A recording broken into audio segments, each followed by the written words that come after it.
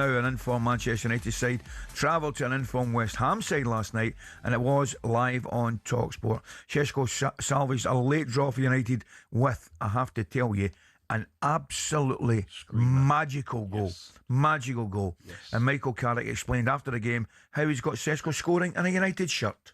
I think he's largely helped himself, to be honest. I think the way he's applied himself and the way he's worked and doing bit extras and learning and looking at clips and doing a lot of work with the coach, I think it's just what you'd hope and expect from a player, but it's credit to him for doing it, and in the end you get some sort of reward for it, you know, and that's two huge moments from. I know tonight was for a point, and maybe kind of doesn't have that same emotion, but it's a big goal in a big stage of the game, so credit to him, you know, he deserves it. Brilliant goal. Do you know, it says here in the kind of running order, have a wee chat, what was my three things to take away from last night. First thing I would say was the goal. I mean, I'll talk about Souček's goal. I loved it as well, Gab. Great run. I think it's Bowen gets played on the right hand side, and he makes a run, and we've seen him do it. He normally comes in and heads these ones in, but he makes a run in the blind side of Martinez, who can't see him, and he goes goal side of Kobe Mainoo, who probably should do a little bit better, but I think that he thinks the goalkeeper is coming for it, I think. But Souček times his run perfectly. First thing I would say, what I noticed last night about the game and about the stadium, West Ham fans right behind their team. Gabby, honestly, the place, maybe the best I've heard the place, to be brutally honest. Yes. You know, I would go as far to say that. Obviously, they were devastated to lose the late goal from Sesko, you know, which we spoke about. But in terms of a team United with the fans off the pitch, that was it last night.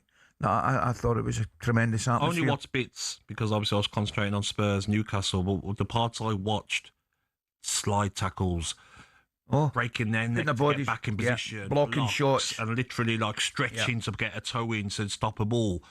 If Spurs fans were showing that sort of level of, you know, togetherness and fight, their fans wouldn't be booing after games. They'd be like, you know what? Yeah, we lost again, but you know what? They're putting tackles in, they're tracking back. Souček looked like he couldn't breathe. Yeah. He was that involved in the game and running around that much. Fernandez is looking good, isn't he? Somerville, 4 goals. He's that Somerville was really lively again. You know? Really lively. The goal, the one thing, you know, we'll talk about Sesko's goal and then we'll talk about United. Sesko's goal, different class, Gabby. I mean, you know it as well as I do. That ball comes in, I think Mbuemo puts it in, and it's a harder one to take because it's an in-swing towards the goal rather than away from the goal, where it's slightly easier to take.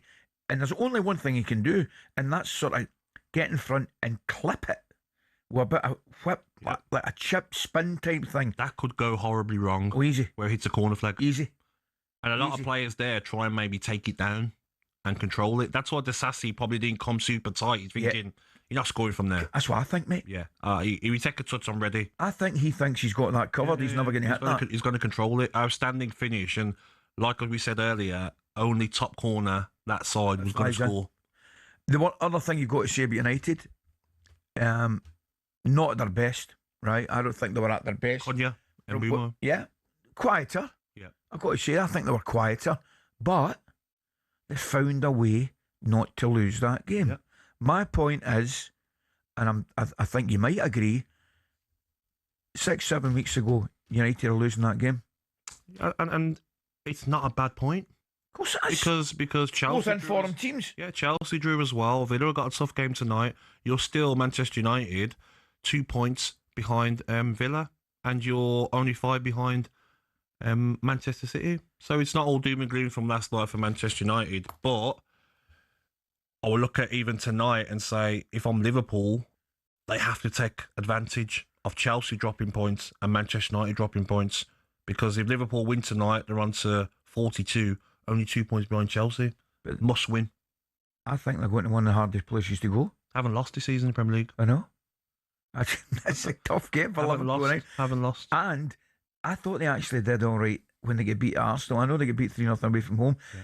But they show signs, don't they, Sunderland? And another team have got the fans on side. Oh, you better believe it. I'm up there tonight. I cannot wait. That place will be absolutely rocking the night, You Gab. got your Sunderland shirt. Oh, that you used to my, wear. my Sunday shirt on, aye. The old number 14. I fancy Sunderland to win. Do you? Yeah, I do, yeah. See, that's the thing. It's not a surprise. No, it's not. It's interesting to see the odds of Coral. I'd be what interested to they've see got what the going on, boys so. run.